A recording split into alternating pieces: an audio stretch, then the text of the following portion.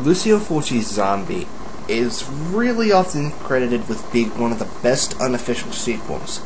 It was an unofficial sequel to Dawn of the Dead in Italy, which was released as Zombie in Italy.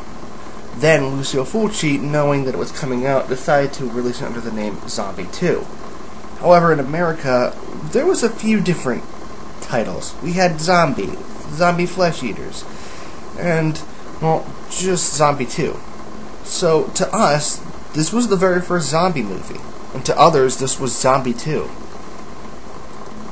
And you know what? There is a ton of those crappy sequels that we got, and I'm not here to talk about them. I'm here to talk about Lucio Fulci's Zombie. The movie itself is actually really well acted by Tisa Farrow, Ian McCulloch, and really there's a bunch of actors that I could name, but I'm just going to say everyone does a pretty good job in this film. They really don't have a defining character, but you do get to know them a bit more than usual, which is nice. And I have to admit, it's nowhere near as bad as actually watching a film where all the characters are just stereotypes. These at least have some level of depth, but not entirely. Another thing I like about this film really is the cinematography. The cinematography for the film is just awesome. The first 5 minutes is just amazing. And it really does show just the, how should I say this? What would that word be? Oh, I know. It would be the professionalism. That's right. This movie has professionalism in it. I can't believe I said that. And besides, the cinematography was done by Sergio Salvati, which is a really, really prolific cinematographer in Italy. The music was also done by Fabio Frizzi and Giorgio Tusi. It's become one of the most legendary soundtracks, and to be fair, it is pretty good, although sometimes I did think it was a little bit overbearing. Another thing I love about the film are the zombies in it. Unlike Romero's zombies, these have been dead for quite a long time, and so they modeled it to look like they had been in the ground for a while, and they looked really awesome.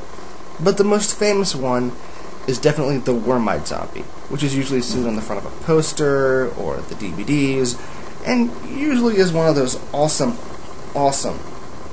well-detailed zombies. I really wish that more zombies like this had been made, but unfortunately, we didn't. And I know that Tom Savini did a great job on Day of the Dead, but I'm sorry, but this guy, for this movie, did a better job.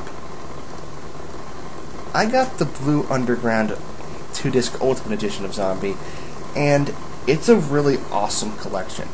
First and foremost, it has a DVD commentary by Ian McCulloch and a guy from a magazine. Yeah. It really is a cool one, and I do recommend listening to it. There's also interviews with the cast and crew, which is also pretty awesome, as well as Lucio Fulci's daughter, which is pretty cool since she talked about how much of a perfectionist he was. Now it's on to my favorite part, the little bits of trivia.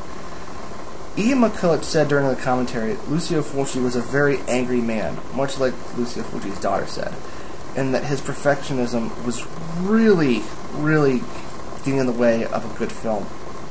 However, it really is a good film, so I don't think it really got in the way.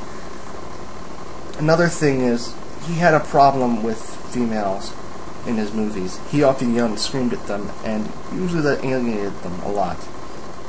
At one point in time, Lucio Fulci got down on his knees and started eating the dirt. When the actress asked what was wrong, he said, "Either I eat dirt or I eat you." So, yeah, Lucio was a very angry man when confronting his female actresses.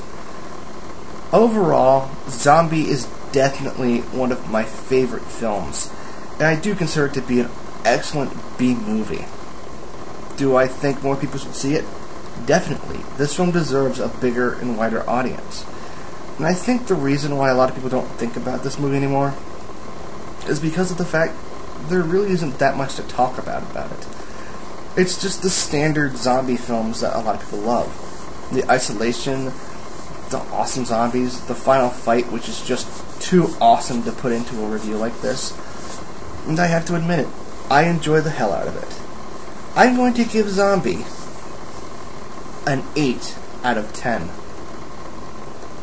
So, I'm that dude with a beard, saying there's no such thing as a bad, underrated film.